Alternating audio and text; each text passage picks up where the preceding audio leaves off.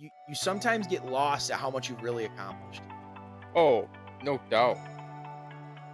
And like we put that picture up on Facebook of what the shop looked like 2 years ago, compared to what it looks like now, and like it is night and day.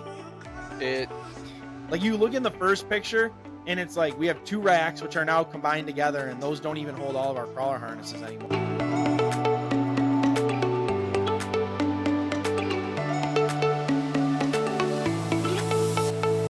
What's up, everybody, and welcome back to the Hook One Pod. Hey, we're here at Hook One Bait and Tackle in the studio. As always, I'm Pete, and I'm Louie. and hey, we got part 4 of our Life at the Shop series coming up. Should be pretty good. Hey, Yeah, I mean, it's about time we do another one, huh? it is. It is that time. I mean, we're rolling into end of August, beginning of September. We try to hit one of these like every 6 months. And so now this is part 4 for you guys that are just joining along. We're going to be basically giving you updates of where the shop's been since we talked last, which was March of this year. So kind of what we've been doing since March, which it's been a lot. Um, It's been a busy summer, it even though had like the shop's been slower, but like yeah, it's not slower than last year, but just like slower. Like in seem general, yeah. Fourth of July. The middle of July was actually really good for us. The end of July it really petered off. And so like right now we're not very busy in the shop. We're not dealing with a lot of customer volume, but we are absolutely freaking slammed. We've got our new website coming out, which has been really good. It's been going really good. I'm excited to get it going. We'll be able to ship our bandits out, ship our jig heads out, and stuff like that. So that's going to be really cool. So we've got the website. Charters have actually been picking up. Charters have been real busy, and the fishing's been fairly good for this time of year. I mean, I tell everybody that books with us, you're heading into the worst time of the year. And if they are going to give me a shot, then we're going to do our best to get on some fish. So fishing's been pretty good. Um, Shoot, what else has been keeping us busy, dude? You've been painting about 1 million jigs. I've painted more jigs in the past like month than I think I ever have in my entire life. Dude, it's been crazy. So we're getting ready for this the website to start, but not only that, like, in the retail business, and it's taken me a long time to kind of get used to it, but like in the retail business, you have to plan for things way in advance. Like we've been working on Christmas stuff and stuff coming up. So like what's on my mind after we get through this year is the show. And that's kind of last year we learned in the Novi show that we were not prepared with our jig production. We made a bunch of jigs. We had a bunch tied up. We had a bunch colored up and ready to go. And we got back from the show and we have not filled the bag since. It's just been constant catching up, which is a good thing. It means they're catching fish. It means people are catching fish on them. Or they're just losing jigs left and right. Yeah. There's a lot of snags out there. The river, I always tell the customers the river is our job security. So as long as the river does its thing, we're not going to be running out of jigs anytime soon or No, running out of business anytime soon. no, I lost a lot of jigs this year. Like compared to past years, I That's don't know called your what I was first year doing. at guiding. Yeah, you got all the customers with you and just trying to teach them how to jig and do all that sort of stuff. Man, this mic. It's me. oh, It's me. okay. Um anyway, so yeah, we've been doing that. We've obviously got the YouTube up and running, and we've been constantly producing podcasts, I think, for over a month now. So that's a huge milestone there. Let's see if I can get the So, but man, it's been super busy. So I love doing these shows. We're gonna try and keep it fairly short. I'm not gonna sit here and talk your ear off about everything that's going on, but we're definitely excited. Yeah, it should be a good rest of the year for sure. We're gonna finish strong. I don't know really what the winter holds for us still. So we're like 2 to 3 months out, and I don't really know what our plan is, if we're gonna be open, if we're gonna be semi-open. I mean, you and I, we're gonna be working. We've got stingers to tie. We've got jigs to paint. Hopefully, we're going to be packing and shipping online orders. Obviously, we've got a bunch of podcasts that we want to do. We got guests that we want to see. And then, like, our winter is our time to travel and have all these fun business meetings that get us set up for the next year. So, I mean, we're going to stay busy, but I just don't know. I don't know what's really in. I mean, I'll say this, if we have a fall and a winter like we did last year, where there's a lot of fishing going on, whether it's phenomenal vertical jigging or trolling bandits and all that sort of stuff, we will most likely be open at least 4 or 5 days a week. But we don't ice fish, man. It's not going to happen. I don't know, dude. I got my ice fishing love back. I know, but that's different. So like you get your ice fishing love bag because you're going over to Simcoe. It's not because you're going out to St. Clair and catching 5-inch perch all day. Yeah, You know what I mean? And it's just it's tough. But when there's open water fishing that's as good as it's been, take a couple of those trips over to Simcoe where it freezes, but stay on the open water here. And then, like we said, this, we kind of move into the time of the year where it's a lot of business meetings and a lot of, a lot of people are like, oh, you own a bait shop. It can't be that much. No, that's how we keep our relationships going. Whether it's meetings with distributors or meetings with new guys coming in, small businesses, whether it's plastic makers or crawler harness guys that want to come into the shop. Like we got a lot that we got to take care of. yeah. I mean, it definitely doesn't stop just because it starts snowing or the ice comes in. It definitely gets busier for us behind the scenes. Yeah, and I think that's like the one of the uh oddest parts about being in this business. Like when I did the restaurant, when the restaurant was busy, you were busy. And obviously there's prep work and stuff to be done, but like when you're slow here, it just gives you time to continue to build. I think that's what's helped us grow so much in the last 2 years. Man, we put a picture out from, and it would have been before we even started the podcast, but we put a picture up on our Facebook about growth and how excited, because when you get into the grind that we've kind of been into the last 2.5 years of trying to build this place, and put our own stuff out there and put our own mark on this fishery and this community, you sometimes get lost at how much you've really accomplished. Oh, no doubt. And like we put that picture up on Facebook of what the shop looked like 2 years ago, compared to what it looks like now, and like it is night and day. It Like you look in the first picture, and it's like we have two racks which are now combined together, and those don't even hold all of our crawler harnesses anymore. But it was two racks, a couple rods on a little rack attached to the window. We had probably 25 colors of crankbaits, and some miscellaneous stuff on the back wall, and then our jigs on our jig wall, which was pathetic. Um, I I still remember coming in with black spray paint and putting the clear tarps on the floor and painting the racks. We still have the paint stains on the by the garage floor, counter and yeah, and and on the by the counter. counter when you check out. Yeah, man, it's hilarious to think like, and like I said, man, I'll like get on myself. I'll get on you about it. Like, dude, we need to work harder. We need to do this. We need to do that to get there. But it's like at the end of the day, Rome wasn't built in a day. You know what I mean? So to have those goals and those aspirations, like we need to get there and we need to get there now. It's good to have, but realistically, it's just not going to happen. And so when we posted that picture 2 years ago, that's what kind of gave me the idea. Like, do we need to do another uh, shop life or whatever that we call this segment. I can't even remember right now. But it's Life like, in the shop. yeah, it's just life at the shop. But it's like you get stuck thinking about that stuff, and man, this was just a pipe dream. Like I didn't know you. I didn't know what was gonna happen. I didn't know the restaurant like that was gonna be gone out of my life, and this was gonna be full time. I didn't realize how busy it was gonna make our charter business. I didn't realize how busy this was gonna get, like as kind of as quick as it did. I mean, obviously there's days where it's slow, but it's fairly busy. I mean, you went out to the fair the other day, Oh and god. you got 3 4 people like, oh, Cap Louie, how's the fishing been? Like we can't go anywhere without giving a fishing report. Yeah, I was stuck in the corner talking to a couple guys. Cornered him in the beer tent, perfect place too.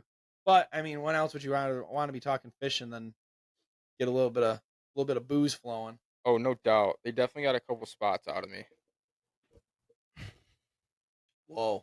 I mean, but not honey holes, but but it's funny because it's just like we're nowhere near where I want to be. I don't think we're anywhere near where you want to be. I mean, I feel like you and I, it's funny, man, because people are like, oh, is Louis your younger brother? Some people think you're my son. Some people think that I've known you for years. Like, I met you a month before the bait shop opened, month and a yeah, half. yeah, it's I nuts. gave you a call in January. We opened the bait shop in April. I think we started meeting up in February to start doing this stuff. And the way it Yeah, started, I was like, hey, Louis, I I can't pay you guys. There's two of you guys, and I was like, I can't pay you guys until we get the shop open and running. But if this is something that you guys want to do and you're serious about doing, because like, dude, when I was younger, I would kill for like that opportunity, and you guys, you're making the most of it. Yeah, I But mean, for it's sure. but we haven't even reached where we want to be or where we need to be. Sorry, guys, I'm shaking the camera. We haven't been where we want to be or where we need to be. Um, and yet we've still made it this far. So I just thought it was so cool to sit back and look at those videos. I'll get those videos linked.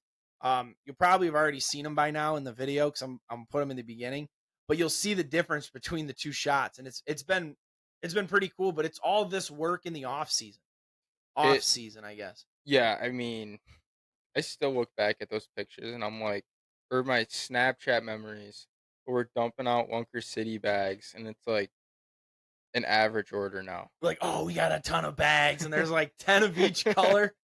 I think this year we ordered like 100 Pimp Daddies alone. Um, More than that, actually, way more than that. But it's just funny to see how you're getting there, and then the other thing that's been funny is like the learning curve. Just like as much as we love the bait and tackle, like the bait and tackle in the fishing industry.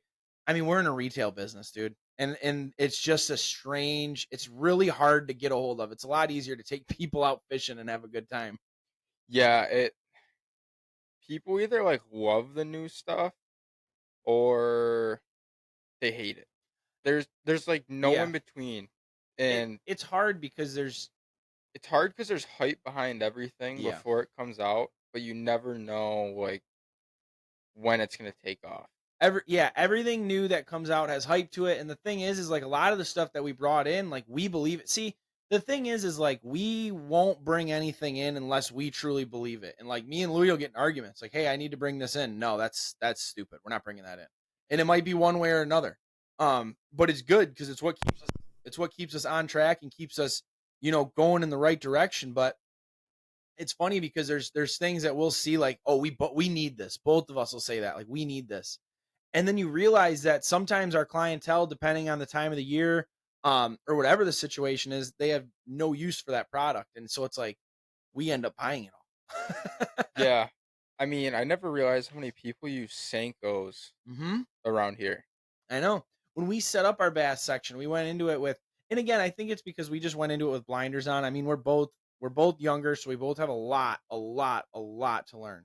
And I mean, you can't even start there, but it's like Senko's is one of those things where I wouldn't really have thought about it.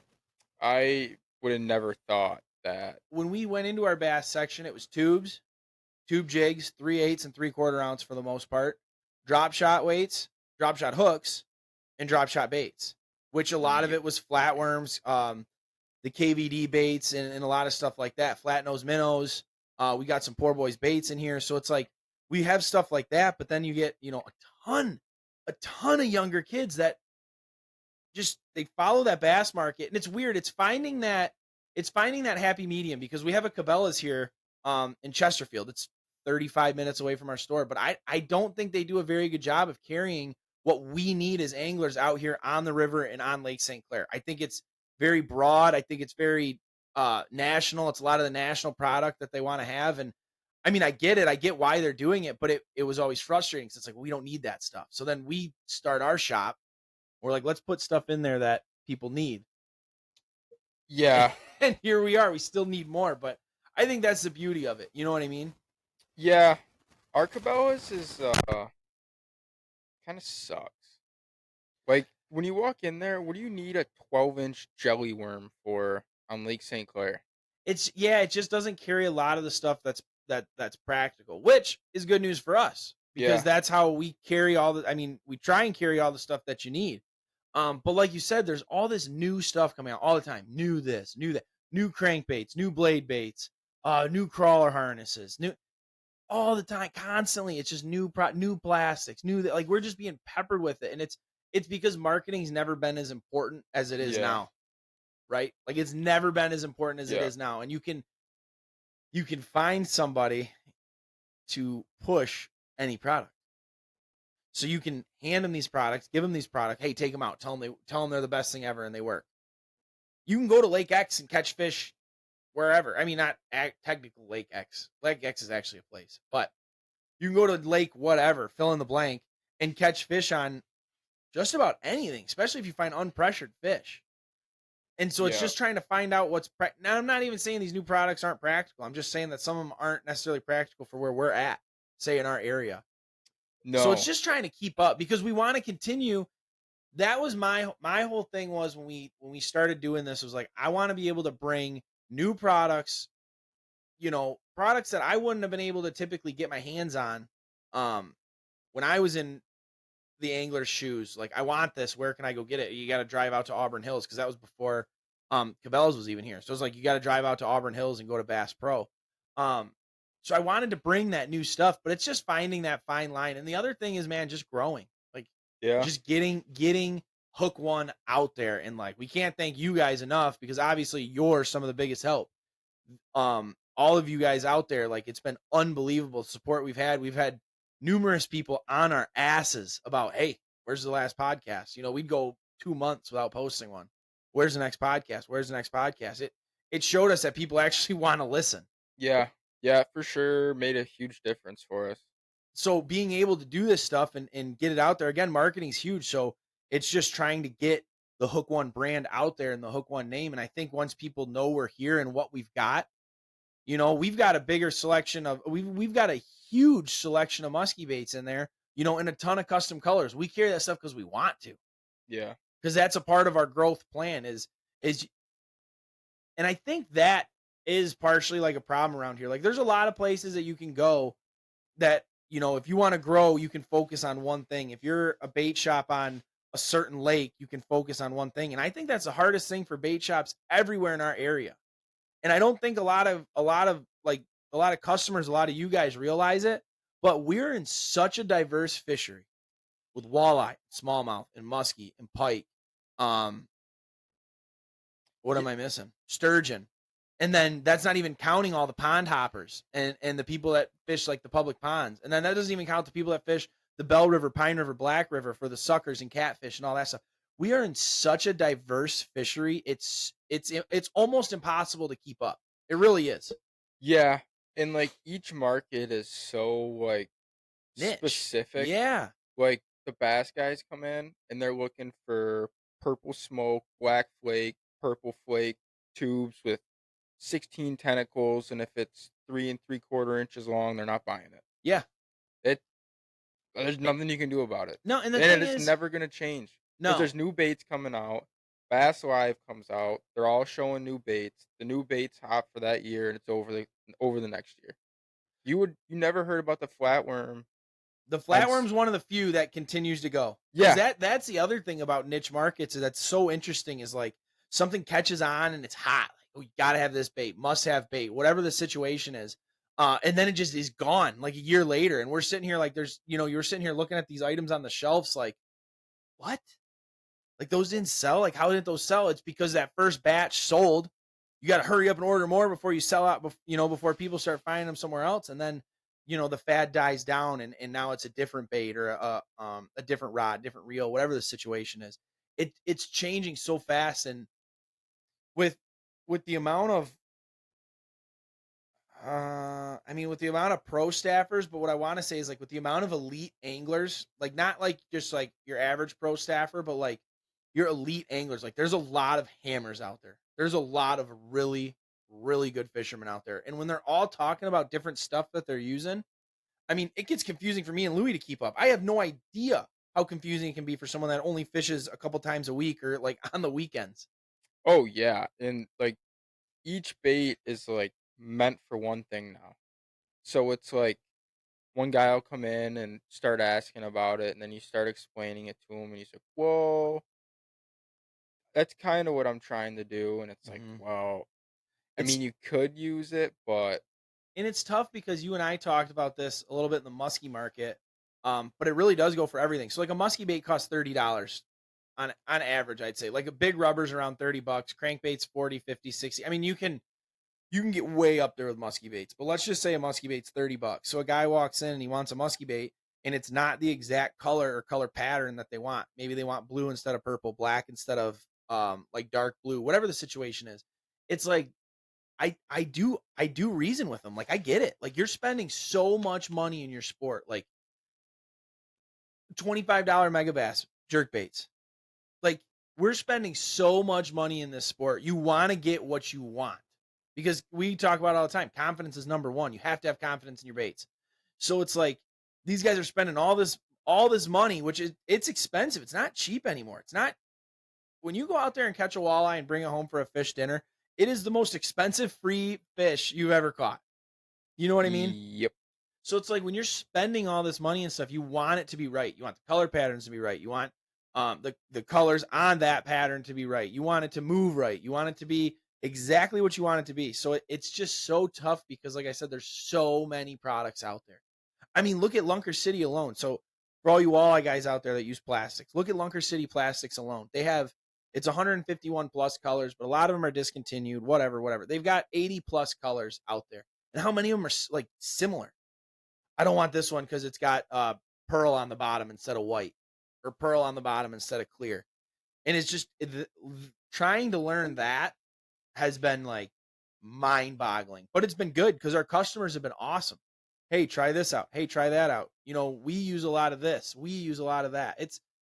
It's hard to please everybody, but continue to do what your shop is doing. But I think the biggest thing obviously is listening. Yeah, and a lot of like the locals, I'd say, kind of come in and they're like, "Well, this is what everybody's using," or Yeah. talking to the guys at the boat ramp. This is what everybody's been catching them on. And for the most part, man, it changes day to day. Like Oh, earlier this year, I vividly remember seeing a Facebook notification in one of the Facebook groups, and it was a guy that posted a limit of fish with red oh ice Lunker God. City. I remember sending that picture to Louie and saying, "Dude, we should probably order some red ice in the shop," because I just kind of had a feeling, and we ended up not ordering red ice. And for the next week, we got peppered. You guys have red ice? No, we have red. No, not the same. Okay, understand. Do you have red ice? No, not the same. Okay. So it's like one report comes out. It's red ice, red ice, red ice, red ice. Boom. Another report comes out 3 days later. They're catching them on smelt. Now smelt starts going crazy or whatever the situation is. It's funny to see the guys come in like days in a row. Like you'll get a guy come in Friday, Saturday, Sunday, Monday, and it's like, "What are you looking for?" And he's like, "Oh, he's like my buddy outfished me on purple ice. He gets purple ice for Saturday.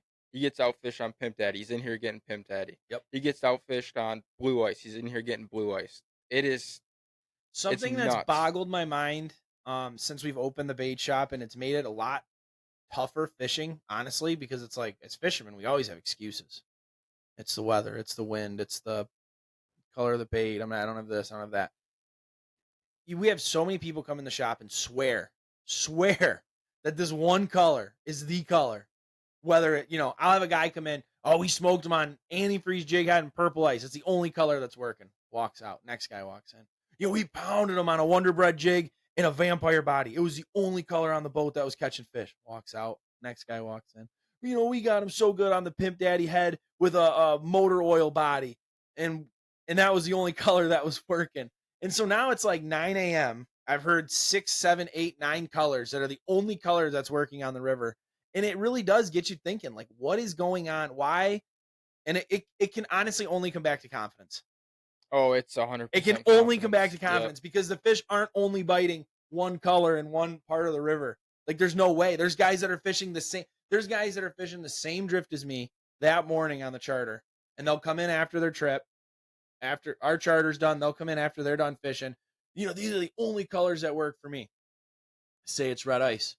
Well, that's weird. You look over on my rod, and I've got a goby on one. I've got a purple ice on one. We've got a pimp daddy on one. There's days where we'll line them up, but it's so funny to hear, oh, these are the only ones that are working. And that's what happens.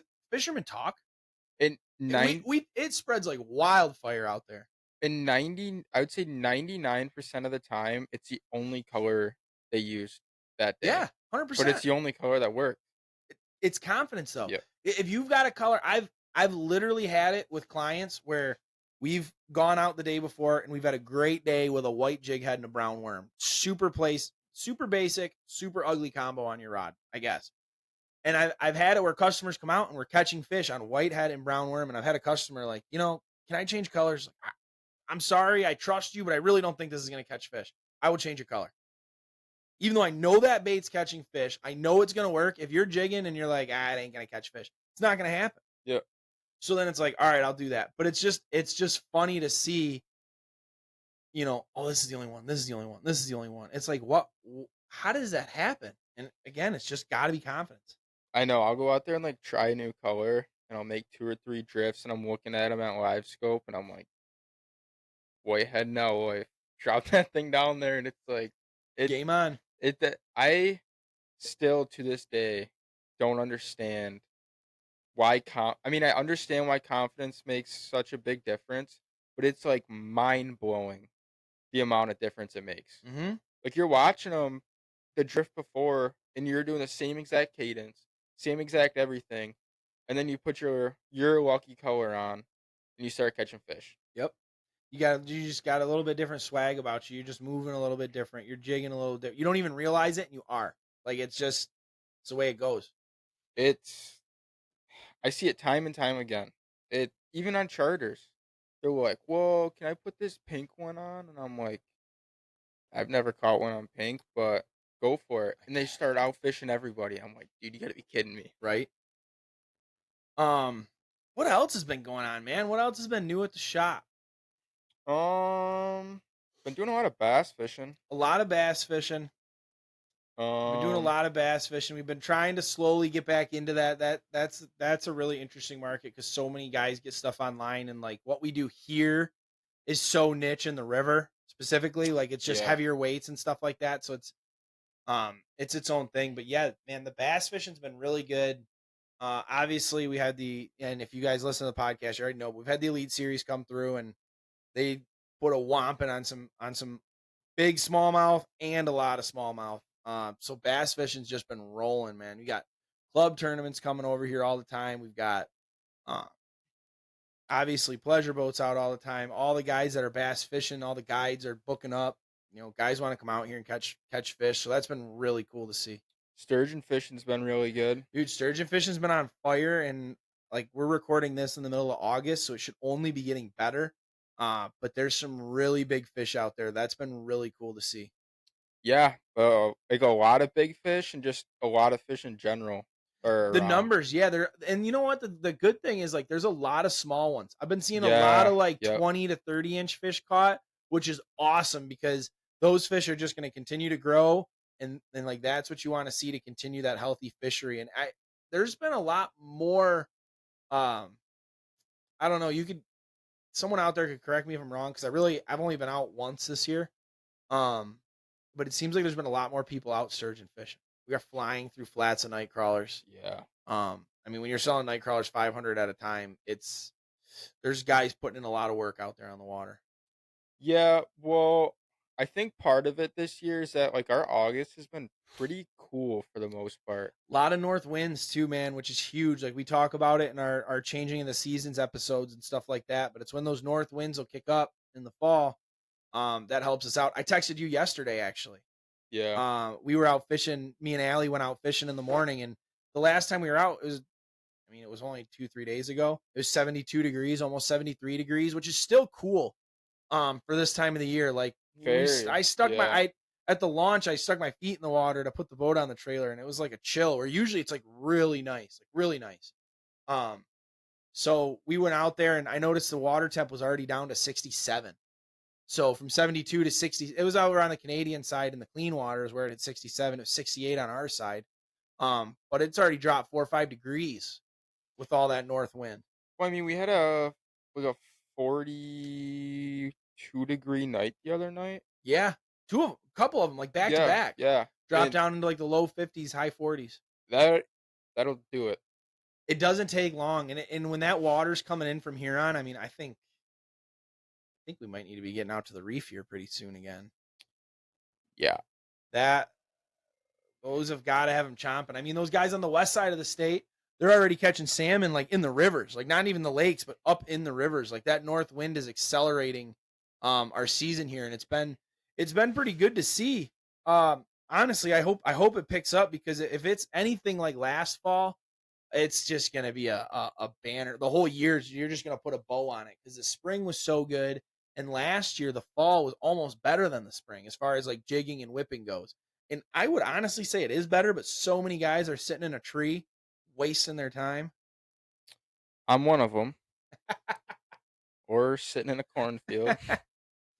I know you and Nate are talking about you guys got all these goose fields, and I think Nate put like 400 miles on his truck over the weekend when he wasn't here, just scouting. And he's like, "We're gonna have good hunts," and I'm like, "Probably not gonna buy my license again. Maybe." I know, I was sitting in bed, I took a nap, and Nate's calling me, and, he's like, "You out scouting yet?" I'm like, "No, just woke up." I'm like, "Where you at?" He's like, "I don't know, I'm in, like, Imlay City or something." I'm like, "Dude, you're an animal." I'm like, "Did you find anything?" He's like, "Nope, haven't seen one yet." I I'm know, like, I know, it's crazy. It's crazy. Fall's coming up, man. Hunting season's coming up. Obviously, fishing season's coming up. We're gonna have a I'm really excited to have this. We got a couple muskie guys. We got Mark Kornoski from Troublemaker, and then we've got Caleb Schreck coming over, and they're gonna do a little bit of like casting and trolling muskie stuff for us out here on the dock. So for any of you guys that are listening, obviously stay tuned. I wish I had a breaking news button.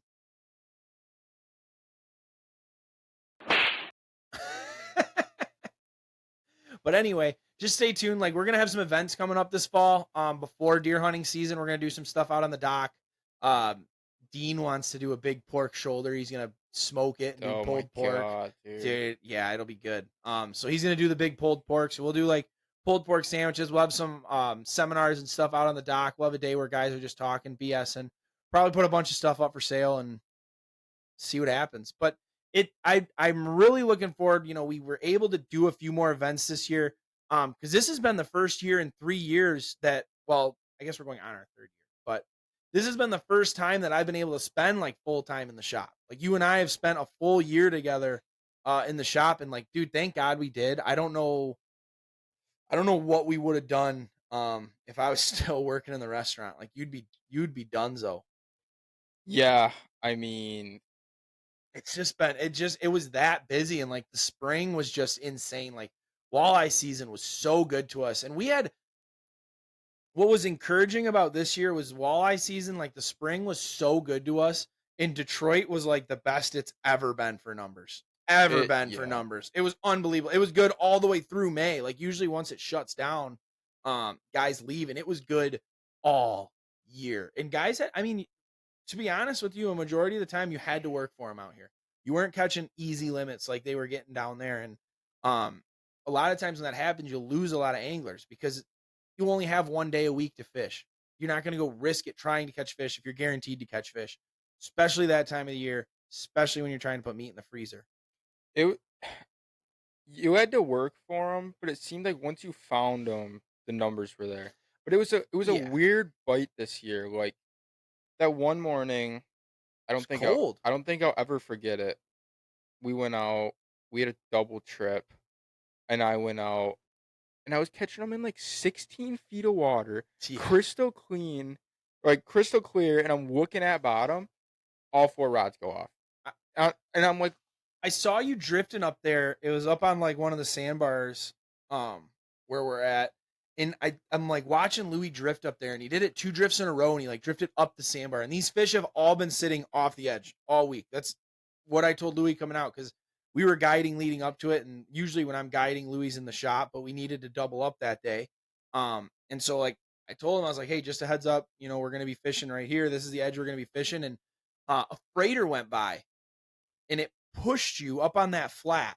up on the sandbar, like, Yeah, I'm up in 15 foot of water, whatever it is. yeah, and I was about to start reeling rods up, and I look And back, then you and it's started just like all of them are going off, and then you I'm like, started reeling "Whoa." rods up with fish attached.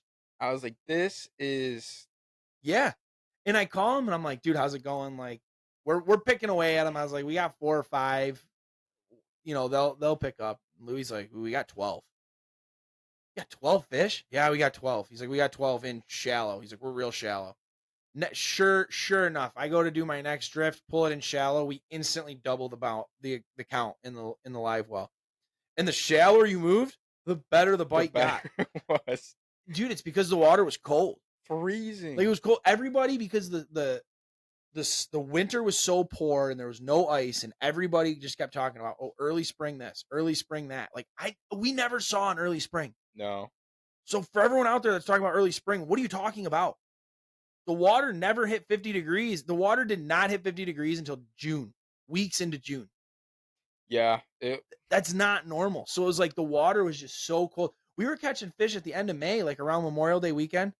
We're catching fish in 35 foot of water and they're frozen when you touch them. You'd have them in your hand and they were frozen.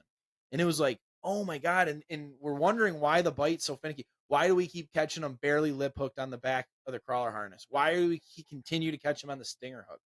They were my only explanation is that it was just so cold and they just stayed finicky until they just turned it up. But when they turned it up, they moved. yeah, it you usually you can't get a decent jig bite past, like, when the sun comes up, Mhm. like, in July, Mhm. and it was, like, weeks into July, you're still catching them jigging, still Mhm. catching them jigging, still catching them jigging, and then it was, like, once August kinda came around, it petered off and the fish kinda just left, But but did it? But did it? And here it did. On this part of the river, it did. okay, well, I'm not I'm just saying, like up north, like up okay, towards like yeah, Port Huron and in yeah. Lake, like the bite, it just stayed good, but the water's colder up there. Freezing. The water never hit it never went above 73 where I've been walleye jigging all summer. It's crazy.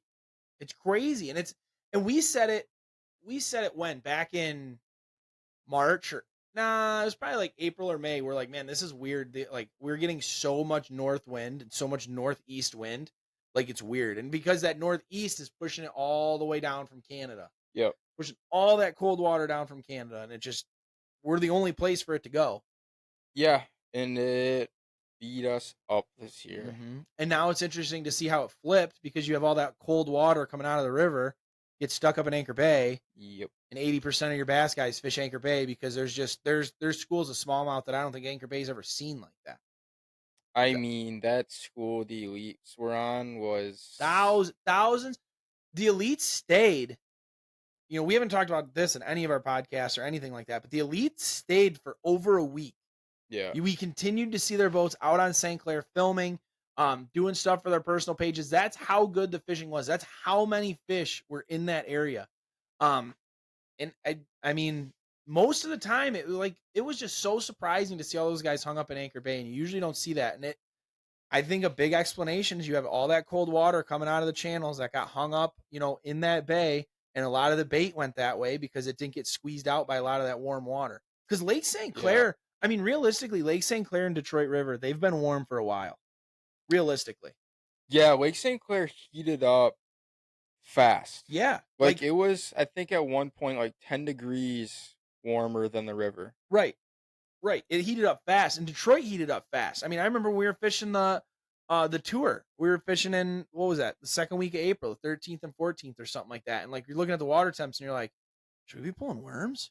Like the Dude, water's clean, yeah. the water's warm. Like It it's just was yeah. it was just the way it happened. Um the way it happened, I guess it makes sense. But I don't even know how we got started on this tangent. No, but one thing for next year, dude, how many small fish do you think we caught this year? I had a trip where we caught 30 walleyes and kept 7. Yeah, you might have me beat. So like there's a lot of small fish, a lot. And then it Next year's was gonna to be the point, nuts. yeah, we touched on it a little bit briefly on I can't even remember where it was at this point. I mean, we just have all these media channels all of a sudden. Yeah, I I can't know. keep up. If it was on Instagram or if it was here, regardless, um I don't know. I lost my train of thought. Small fish. It's they're everywhere. And it's reminds me of like 2016 when we would go out Yeah, there and you'd catch, and at the time the limit was 13. So you'd catch your limit of fish and none of them would be over 14 inches. So now you're catching those same fish, but since they're under 15, we got to throw them back. And it's like, oh man, like we're going to be heading towards another. And I will say this too. We talked about this for the Derby. We've got a lot of small fish in the system. yep, We've got a lot of good fish in the system. yeah.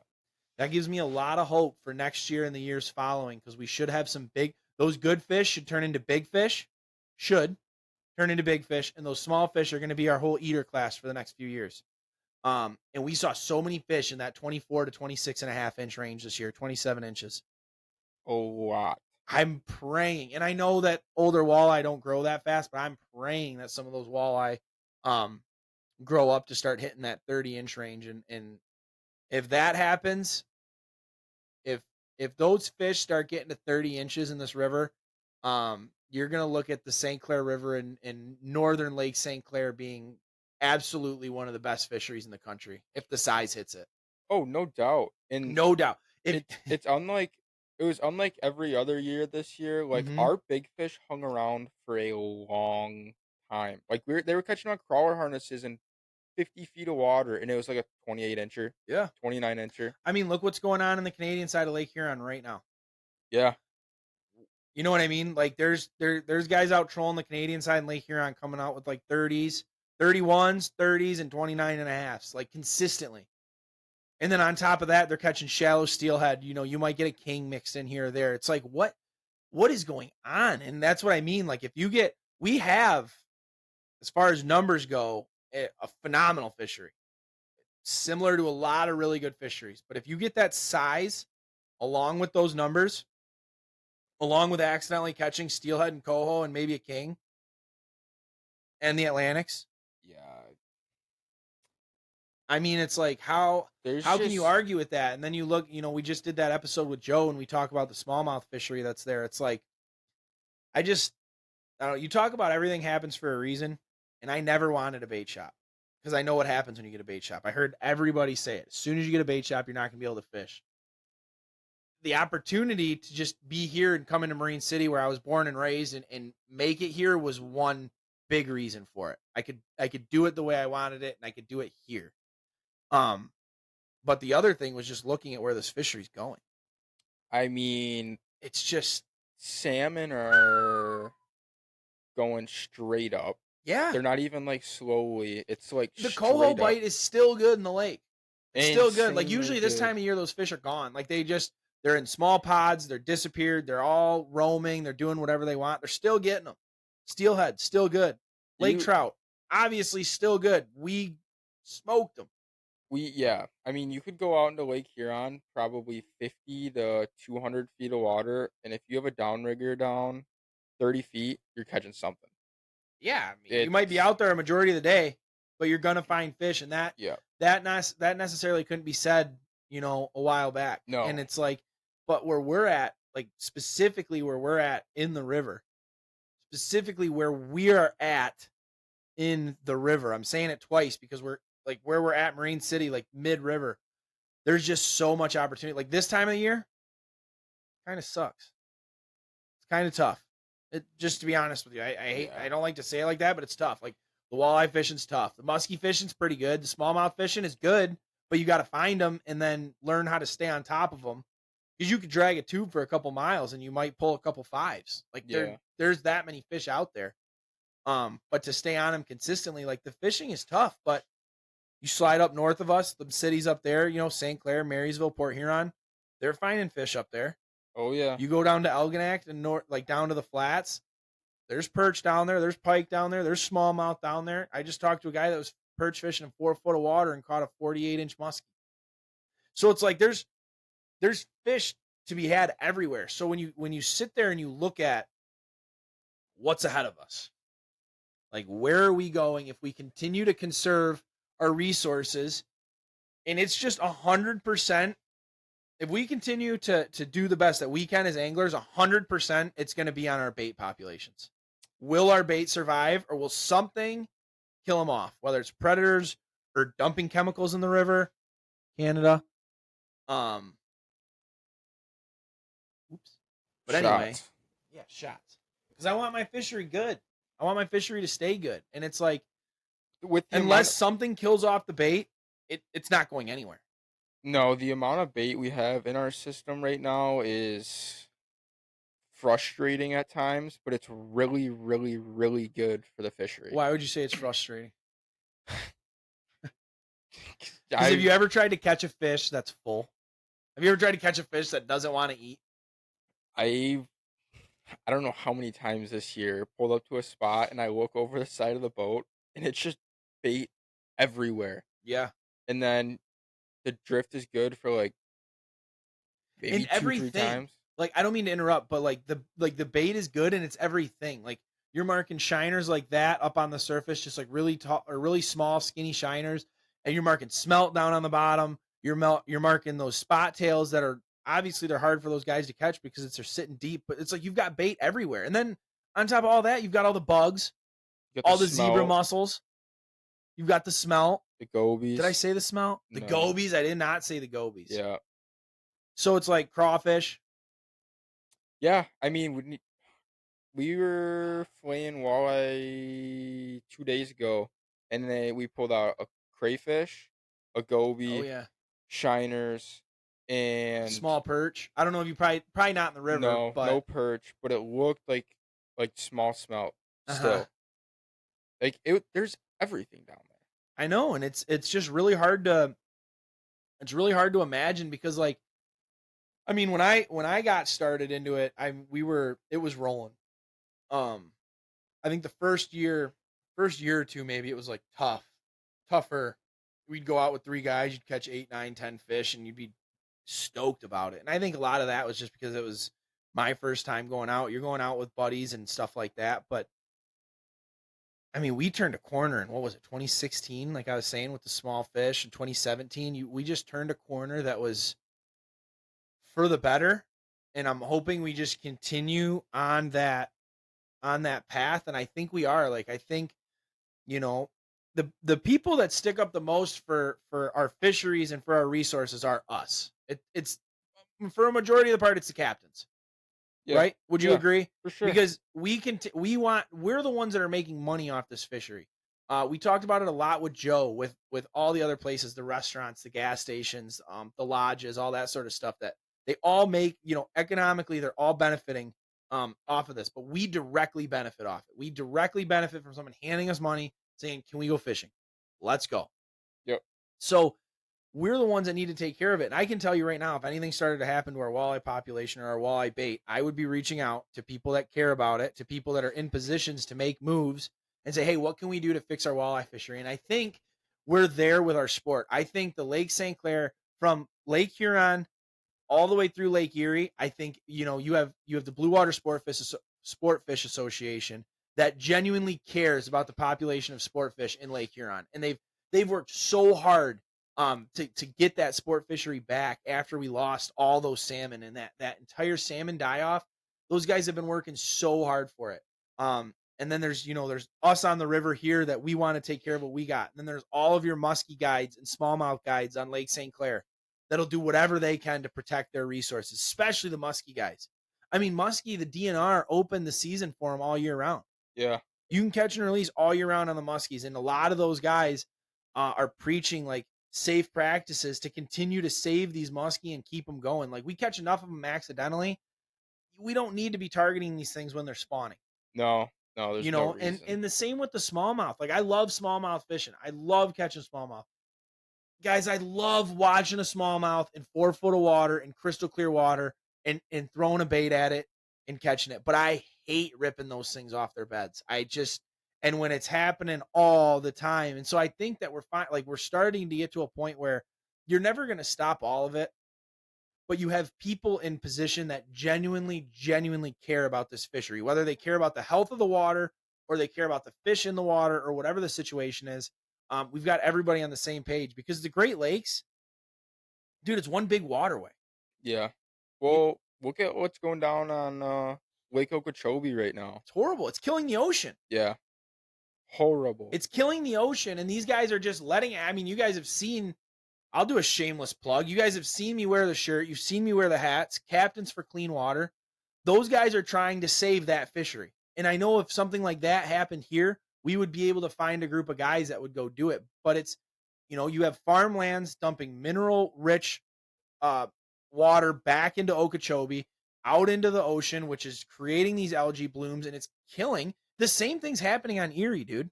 Yeah. The same exact thing is happening on Lake Erie. just not quite to the scale of like red tide and the stuff that's happening down in Florida. I'm getting all riled up, hitting the table. Well, But it's yeah, like you're having all these farm fields dump this mineral rich water back into the water where this algae's growing. I'm talking to guys that are fishing Lake Erie and like, dude, they're fishing through like 3-4 inches of scum. it's And it bad. clears up, it clears up on the bottom, but it's bad. It's not good for the fisheries. And you have guys down there in Lake Erie actively trying to stop it. And I think that's going to be a big part of it. But like, I think our fishery is I think it's here to stay. I think it's really good news for all the anglers coming into town. I think it's really good news for the guides that are in this business. I think it's really good news for the bait and tackle shops, including us. Because I don't think it's any secret. Louie and I want to see, we want to, I don't know, man. We want to see people succeed, but I'm not saying that to be corny. I'm saying that because like I truly want to see this area get known, and get the recognition that it deserves. And I know for a lot of guys it's going to piss them off. For a lot of locals it'll probably piss them off because you're bringing in so many people. Like you're bringing in people from out of town, but like in reality, look at we've had more people fishing on this body of water the last 3 years, 4 years than ever. Oh yeah, Than ever. I mean, there's so many people with Wisconsin, Indiana, Illinois, Kentucky, Pennsylvania, um, just to name of the few, Ohio, just to name of the few of the registration stickers that I see on the side of boats. I mean, And our there's fishery's booming. So there is a yeah. way to handle the pressure and continue to raise your fishery. Absolutely. Oh, 100%. And there's guys coming from everywhere just Yeah. to fish it. And it's awesome, dude. How many of those guys have we got to talk to in the bait shop where we've learned something new, we've gained an opportunity to go visit or fish someplace new, or anything like that? Like getting to meet these people is the coolest part about it. Is you get to meet all these fishermen from all over the country, and the first thing I ask them is why Marine City? Like, why are you Yeah. here? What Yeah. made you land here? Fishing, fishing, fishing, smallmouth bass, walleye, fishing. It's like, dude, it's so cool to see that. And I just think like our area is so blind to it and so naive to it still. Like it was weird, man, because like you're obviously a little bit younger than me, but like I was born and raised in Marine City, so like I've heard the stories of the fish market that used to be open right down the street here where the Bell River Marina is now. Like they used to have a fish shack there. They used to have guides go out of there all the time. The charter captain business was busy. There was multiple guides going out of here. I'm really the only we're really the only ones Yeah. right now in Marine City that are full time that are doing it. And it's like, yeah, I'm cool with it. Obviously, I'll take the business. But Yeah. it's just crazy to me that we have such good resources and opportunity, and obviously we're gonna take it and benefit as much as we can. But it should be exciting for you guys as well, like our customers, you guys watching and listening. You're gonna get to see all this happen, and we're bringing it to you guys for you guys. Yeah. Yeah. I You mean, know what I mean? We're not going anywhere unless something crazy happens. no. It's too late. Yeah. I don't have a degree. I definitely don't have a degree. Picked him up out of the garbage, basically. Yeah. So what do you want to do? He said, I want to be an electrician. I said, okay, how'd the test go? Not good. You want to drive a boat and sell tackle? Yeah. Look where we are. Look where we are. We're making podcasts. But seriously, like the goal when we set out, because it was funny because I didn't even know, the story's back on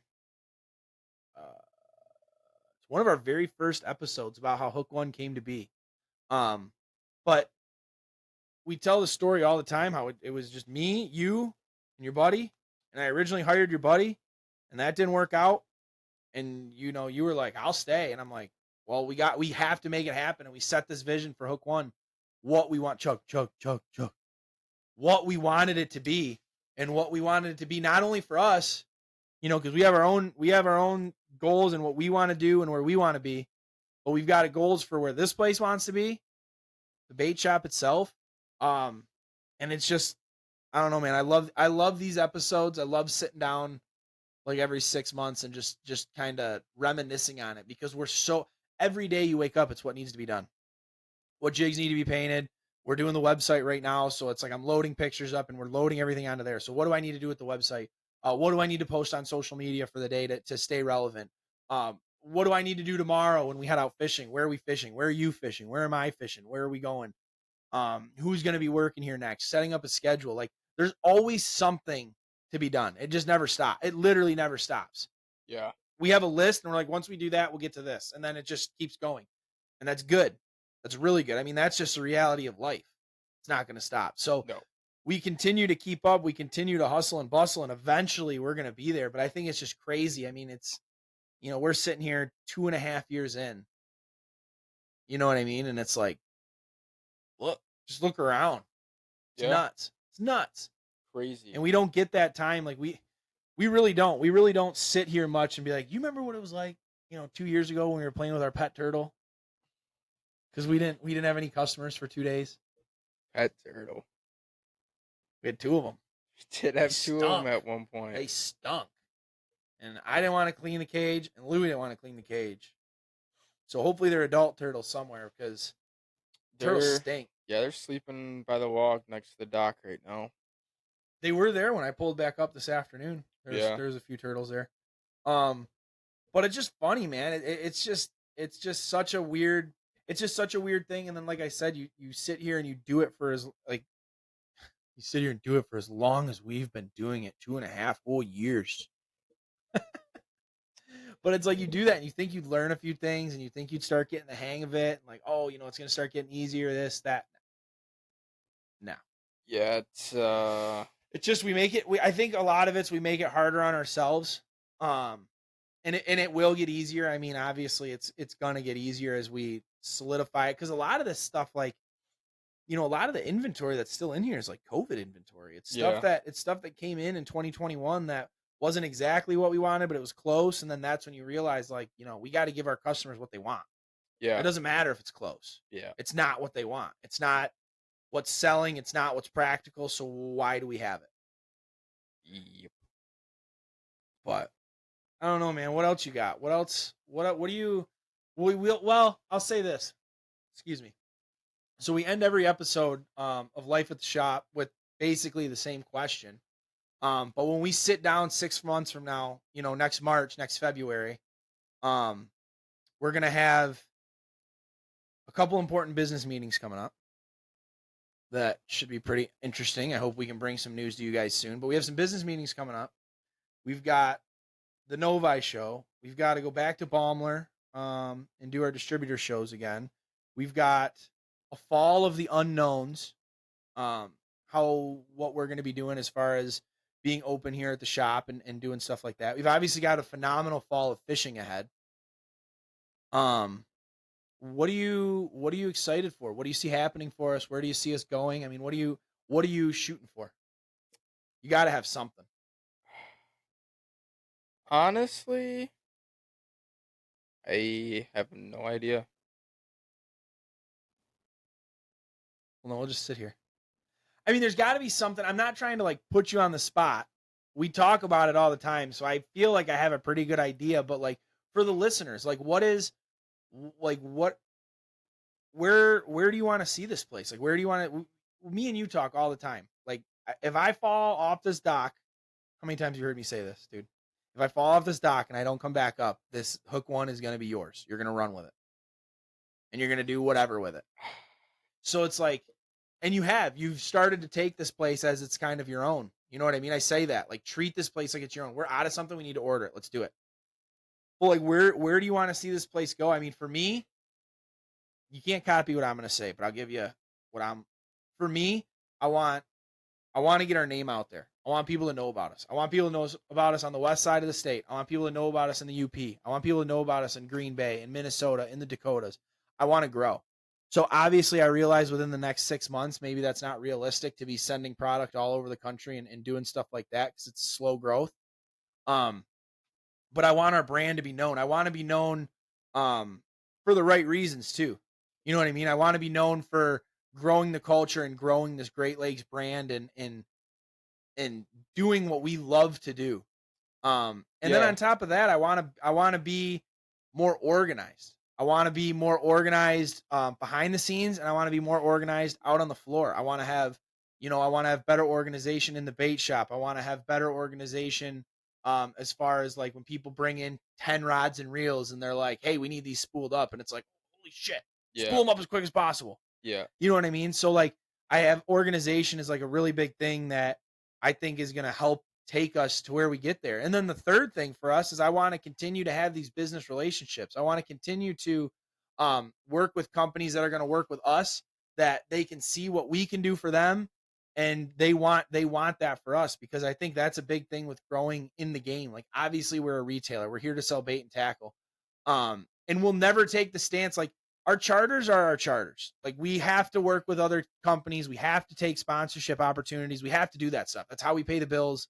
And hopefully we get those opportunities. But the bait shop is going to always continue to serve our products, the best products, no matter what company they're from. Yep.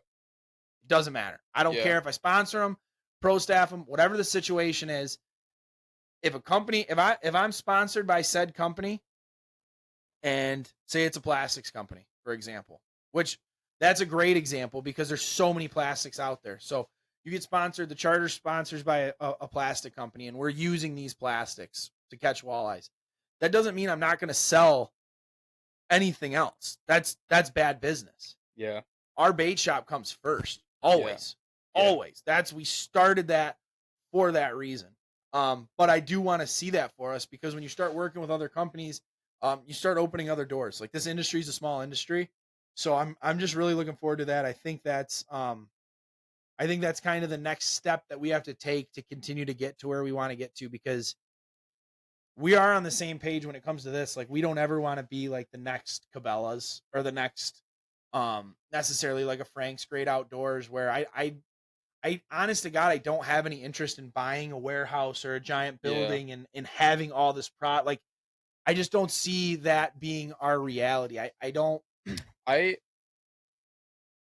I would say I wanna be like the Captain Chucks or like Thorn Bros Yeah, or like the smaller shops that like when you go to Michigan, you go to like the Detroit River, St. Clair River, Lake St. Clair, you have to stop there. that's always been our goal, man. That's always been my goal, and like I do love that. Like that's always been, if you're coming, because when I so like I'm a big nerd. When we go places and when I go places, I look at places, and like we went to Minnesota for Frank's wedding, and we go there, and I'm right away I'm on my phone. Like, how long to Thorn Bros? 4 hours. Frankie's Marine, which they're not as well known, but they're um I know a guy over there, Todd, who's a great dude, sells Ranger boats over there, and they sell more Rangers per capita than anyone in the country. And they started out selling minnows, and then they grew to a bait and tackle shop, and then a boat dealership, and then selling the most Rangers per capita in the country. So it's like I love to go see those places, and eventually, like I do, like that's what I want us to be. If you're in the area, because it doesn't matter. Like this is my sales pitch to you guys. It doesn't matter if you're at the top of Lake, or if you're at the bottom of Lake Huron, top of the St. Clair River in Port Huron, and it doesn't matter if you're down in Wyandotte. It's 45 minutes is the farthest it's going to take to get to us. Now, if you go farther downriver, like down Detroit way, it's going to be closer to an hour. But like, especially Lake St. Clair, we're 35 minutes from the 9 mile boat launch, 40 Yeah. minutes. You know what I mean? That's not far. That's not far to go get your stuff. So in order to entice those people and bring them out, you have to give them what they need. And then the other thing, man, is continuing to help customers, because like I think that's a big thing, is like helping these guys get on the water and catch fish. Again, it's the reason we started Shop Talk. It's the reason we started this podcast and our YouTube, is to cut the learning curve. Yeah. So I think as we continue to cut the learning curve for these people, we're going to continue to grow, and it will be one of those things like, hey, if you're in town, you have to go check them out, because there's so many shops, there's so many good shops along the way.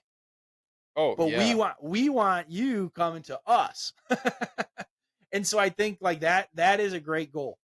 That is a great goal, is to eventually work yourself to be like that spot. Like, hey, I'm going to the St. Clair system. We got How far out of the way is Hook One? Because when you come here and you hang out on the back dock and you check that stuff out, man, like it's worth it. You could spend a day out on the back dock just watching the boat traffic. Oh, easily. So it's like, and we're gonna, we got plans. It'll be in the next one. We got plans. There's gonna be food here. We might have some food trucks coming in next summer. We got plans. But I do think that's an important one, is kind of, make is solidifying ourselves among everybody, because right now we're just at newer business. It's definitely tougher when you're younger. You gotta, you know what I mean? Like you gotta earn that respect. And I've always been that way. Like you've got, you don't deserve shit. Yeah. That was something like a football coach taught me really young, and I always appreciated it. Like, you gotta earn the right to be that bait shop. But God, it's a process. It's a long It's a process. process. And eh, it's hard, like we said, like being young, like gaining like the older guys' trust, like the Oh, locals' trust. 100%. 100%. The only way to do that is to fish, man. Yep. Because time on the water is the biggest thing. And like that's, I mean, at the end of the day, that's the deal. You have a guy, we have guys walk into this shop that have been fishing. They've probably had more time on the water than we've been alive. Oh yeah. And it's like you're trying to give them tips and teach them some stuff. And it's like, you're damn right. If you don't know what you're talking about, or if you don't, you're not out there actively working on your craft, is what I'll call it. You know what I mean? If you're not actively doing that stuff and working on it, then you'll never get what you're going for. So hopefully next year we can win a tournament too. That'd be pretty sick. Second place, dude. Dang. Couple ounces. 8 ounce, not even a couple. No, but it's cool. Like even just fishing, like when the run is going, just kind of putzing up the river, not in a rush, just fishing with your buddies, Yeah, and you see everybody you know out there. It's like every other boat. What's up, Louie? It's dude. like, how are you, man? You're driving up for the next drift, and it's just constantly this. Hey, Yep. how are you? And then you get back to the boat ramp and you're talking to them. It's cool to kind of like finally get to know like All everybody of you guys. and put a name to your face Yeah. and kind of like How talk to you instead of just saying what's up when we drift close to each Yeah, other. man. It's like how many people have we seen on the water and seen on Facebook and a lot of the people that like help promote us and help us with our stuff, and we finally get to meet them like face to face. Like, hey, man, cool. Yeah. Get to shake their hand. It's like it is really cool, and hopefully, how many messages have we got? A picture of a bass or a picture of a walleye. Like, hey, we did we did what you suggest, not what you said, but we did what you suggested, and we went out there and we tried and we figured out we caught our first walleye of the season, or my son caught their first walleye, or this or that. I mean, it is so cool to be a part of that culture, and I think anyone that's a part of it loves it. Yeah. So that's why we're going to continue to keep doing what we're doing, because it's you guys that keep coming in, and the customers that keep coming in, they love it. And if you don't love it, then hey, our culture's not for you. I understand. I Yeah. totally understand. Yeah. Um, but we'll see, man. We can't thank you guys enough, because it is for you. We call it life at the shop, but at the end of the day, we're not. If you guys aren't buying tackle and you guys aren't supporting us, we're not here. Amen. Um, Louis, anything else for the good of the cause? Because we are definitely running out of time. Just like, share, and subscribe. Guys, please like, share, and subscribe. You guys have been doing an awesome job. We really appreciate it. We've gone up a lot with our subscribers since we started the YouTube. Obviously, our podcast has been doing well. So please, if you guys like what you're hearing from us, share it to your friends. That's all you got to do is just say, hey, the Hook One Pod, they're pretty good. Talk about a lot of stuff. If the Hook One Pod sucks and you don't like it, don't tell anyone anything. Yeah, just keep quiet. But seriously, guys, thank you very much. Hey, I do want to let you all know, as podcast listeners, we do have a giveaway going on. That's my bad. We do have a giveaway going on right now. You can head over to our Facebook. Really, any of our social medias have the rules over there. But head over to our Facebook, guys. If you haven't subscribed yet, if you subscribe to the channel, you're going to get one entry. If you head over to Facebook and you share the post, you're going to get another entry. And then if you comment your friends in the chat, you get another entry. So you can get up to 3 entries for this tournament. We're giving away a $200 crankbait box, $100 jig package, and a $100 crawler harness package to 3 lucky winners. So, and if you are subscribed, you already have a bonus entry. So if you're one of our subscribers and one of our supporters, guys, we're giving you an extra entry in. So you're going to have a total of 4 entries. So again, go check that out over on the Facebook page. Other than that, I don't have anything. I can't wait to sit down and do our next Into the Shop or Life at the Shop segment. I can't wait for part 5. A lot of times they talk about your biggest jump is from year 1 to year 2, whether you're a professional athlete or a business or anything like that. I think year 2 to year 3 is going to be huge, but we have a lot of year 2 left. See, I had Yes, to go we up do. here. I had to go up here so I didn't smack my mic. Yeah. We've got a lot of year 2 left. So we're looking forward to seeing you guys. Stay tuned on our socials for everything we've got going on. And tight lines, y'all. Talk to you later.